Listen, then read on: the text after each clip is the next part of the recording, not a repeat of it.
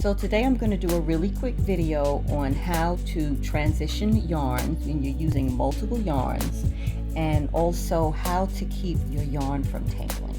Okay, so I'm working on a ski mask. As you can see, it has two different colors, two different blocks, and I'm already into the third stitch. So we're just going to continue with the black,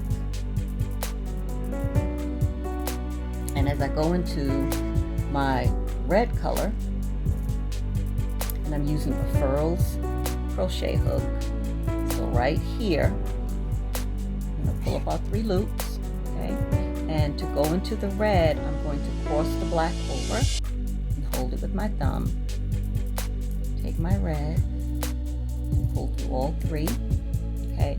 And then I'm going to also make sure that I pull on the yarn so that it's tight. And that's the way you won't have it showing.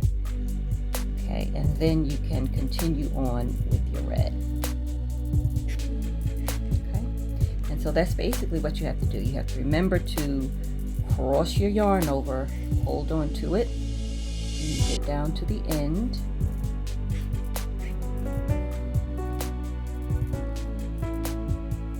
Okay, so now we're going to go into black.